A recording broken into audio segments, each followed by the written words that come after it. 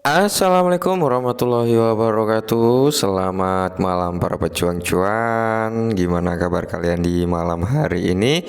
Semoga kalian semua dalam kondisi sehat semua dan saya doakan sukses semua buat kalian. Amin. Mantap jiwa ya.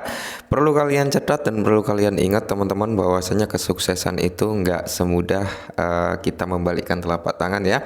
Tapi memang kesuksesan membutuhkan pengorbanan, ya membutuhkan waktu dan usaha gitu. Mantap jiwa ya. Jadi buat teman-teman yang ingin menjadi seorang yang sukses di dalam bidang dunia digital ya seperti cryptocurrency ini teman-teman ya, kalian harus melakukan pengorbanan, yaitu dengan cara mengorbankan waktu kalian untuk bertahan dan tentunya perkuat mental kalian ya.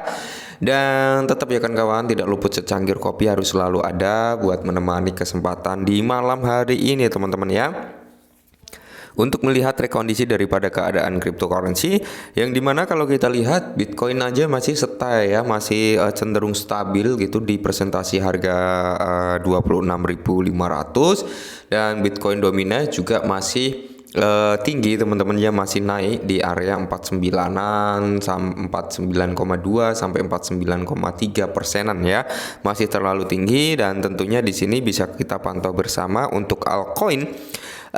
Terpantau pergerakannya belum ada perubahan yang terlalu signifikan ya, masih di presentasi rank-rank kepala-kepala ini ya. Belum ada pergerakan yang cukup jauh, naik cukup jauh, belum ada ya, bisa dikatakan ya ini konsolidasi. Nah, jadi di sini teman-teman ya, ada informasi penting buat para pemain cryptocurrency ya. Ini dari ya, nanti kita bahas lebih dalam. Pokoknya ini ya bisa menjadikan kita acuan atau parameter membuat kita itu berpikir secara rasional gitu. Oke, kita bahas satu persatu informasinya.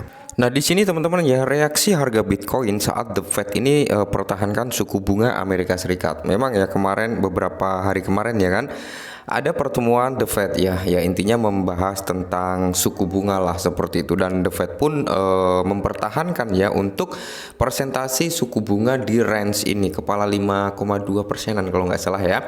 Nah, jadi reaksi daripada Bitcoin gimana? Reaksinya awal-awal itu bagus, teman-teman. Bitcoin sempat menyentuh di level 27. Cuman di sini, teman-teman ya, ketika suku bunga ini dipertahankan seperti ini, dipertahankan tinggi seperti ini, maka tidak menutup kemungkinan ya kan, indeks dalam dolar ini bisa dikaitkan mungkin akan menguat ya kan. Nah, imbasnya gimana? Imbasnya yang paling terkena signifikan nantinya adalah altcoin yang akan mengalami penurunan signifikan ya, karena apa? Dipicu dengan Bitcoin dominance yang naik juga ya. Rata-rata altcoin, orang-orang yang pegang altcoin ini akan cenderung mengurangi kepemilikannya ya, mungkin mereka untuk masuk ke dalam price-nya Bitcoin seperti itu teman-teman, atau menarik dalam bentuk uang fiat, karena memang suku bunga ini ya bangke juga gitu, terlalu tinggi gitu ya kan. Nah, dan di sini pun Robert Kiyosaki ya sarankan beli Bitcoin sekarang sebelum pasar jatuh. Pasar apa nih? Apakah pasar kripto? Bukan ya, bukan pasar kripto jatuh. Kenapa kita harus beli sekarang ketika ada prediksi pasar kripto jatuh? Ya kan, nggak mungkin Robert Kiyosaki menyuruh kita beli sekarang kalau memang yang akan jatuh pasar kripto. Pasti bukan pasar kripto, teman-teman ya. Nah, jadi kali ini yang perlu kalian ketahui teman-teman ya, sebenarnya yang mengalami kejatuhan ini bukan hanya dari market cryptocurrency saat ini, melainkan dari saham ya, itu juga mengalami penurunan yang cukup signifikan setelah hasil pengumuman daripada The Fed kemarin juga. Nah, jadi Robert Kiyosaki, penulis yang dikenal melalui karya Rich Dad Poor Dad, ya baru-baru ini memberikan nasihat yang patut dipertimbangkan dalam postingan terbarunya, yang dimana di sini teman-teman ya dijelaskan sosial, ia menyoroti pentingnya memiliki aset seperti emas, perak, dan Bitcoin. Nah, tanpa terlalu khawatir tentang spekulasi harga di masa depan. Oke. Jadi menurut laporan dari YouTube melalui cuitannya di X ya, Twitter, Kiyosaki menegaskan bahwa nilai masa depan emas, perak, atau Bitcoin seharusnya tidak mengalahkan kebutuhan untuk memperoleh aset-aset tersebut saat ini. Pesan yang disampaikannya sangat jelas, yaitu memikirkan kecenderungan kita untuk terlalu fokus pada pikiran harga di masa depan, sementara mengabaikan pentingnya pelestarian aset-aset tersebut saat ini. Oke ya. Saat yang tepat punya Bitcoin gitu ya. Ini menurut Robert Kiyosaki, yang dimana Kiyosaki meyakini bahwa saat ini adalah saat yang tepat untuk memiliki aset-aset ini. Mengingat nilai menarik yang mereka miliki saat ini, namun ia juga mengingatkan bahwa situasi ini mungkin berubah dalam waktu dekat, terutama dengan krisis keuangan yang sedang melanda Amerika Serikat. Dalam hal ini, pernyataan yang lebih relevan adalah beberapa banyak emas, perak, atau Bitcoin yang ada pegang saat ini. Emas, perak, dan Bitcoin dapat dibeli saat ini, namun tidak ada jaminan di masa depan. Amerika Serikat sedang mengalami krisis finansial. Segera beli GSBC sebelum saham, obligasi, dan pasar real estate mengalami penurunan tajam. Dan orang-orang berduyun-duyun untuk membeli GSBC, tulis Kiyosaki ya. Sebenarnya Kiyosaki telah menunjukkan minat yang semakin meningkat terhadap Bitcoin dengan proyeksi tentang potensi kenaikan nilai Bitcoin hingga mencapai level 120.000 US dollar tahun depan, dan bahkan proyeksi yang lebih besar yaitu mencapai 500 US dollar per Bitcoin pada tahun 2025. Amin ya.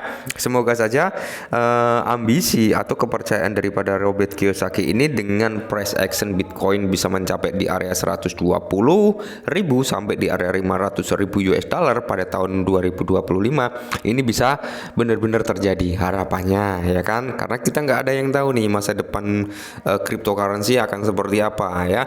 Harga Bitcoin di tahun 2024 ATH-nya atau bahkan di tahun 2025 ATH-nya menyentuh di harga berapa, kita nggak ada yang tahu. Jadi semua orang ini hanya berspekulasi, hanya memperkirakan dengan adanya indikator-indikator yang mungkin faktor pendukung ya kan, technical analysis, dan juga melihat makroekonomi juga untuk memprediksikan daripada pergerakan Bitcoin. Nah, ketika Bitcoin memang benar-benar bisa mencapai price di harga 500.000 US dollar, maka imbasnya di sini akan lari juga ke altcoin, teman-teman ya.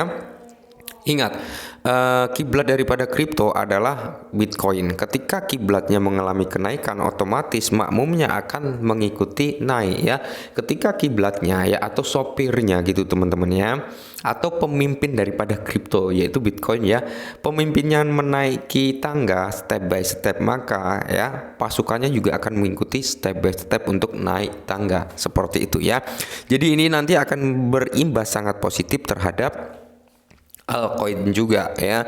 Jadi gini teman-teman ya, memang kalau kita mau mencari aman ya kita memang beli Bitcoin gitu teman-teman ya.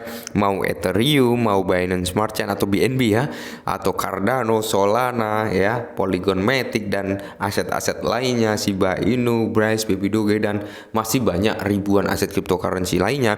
Yang paling mendominasi keamanannya ya tentunya cuma satu, yaitu Bitcoin teman-teman ya.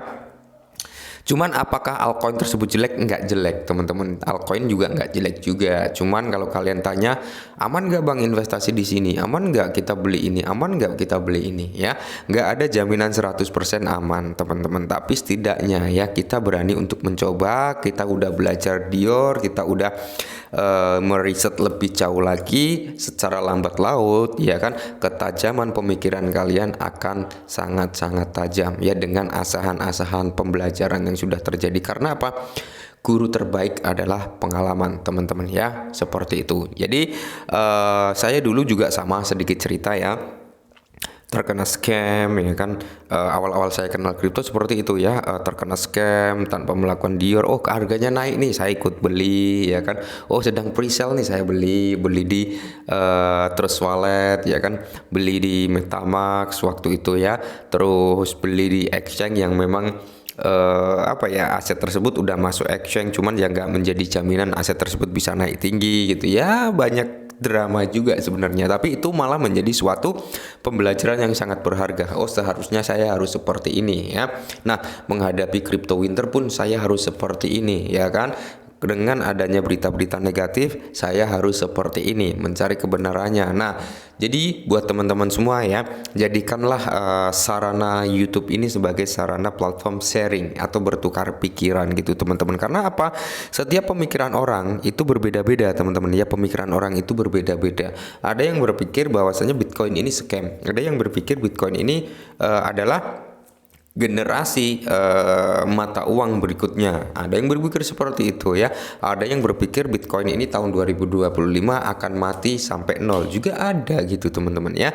Jadi ya mau gimana lagi? Namanya banyak kepala, banyak pikiran, ya udah kita percaya aja terhadap keyakinan kita sendiri. Kalau kita yakin bahwasanya masa depan kripto ini sangat bagus ke depannya, ya udah kita pertahankan aset yang kita miliki. Kalau kita udah nggak yakin, ya udah cut loss, jual, gitu aja, simple teman-teman ya. Oke, mungkin ini sedikit informasi tentang apa ya, bisa dikatakan wejangan dari Robert Kiyosaki ya. Semoga membantu. Salam cuan.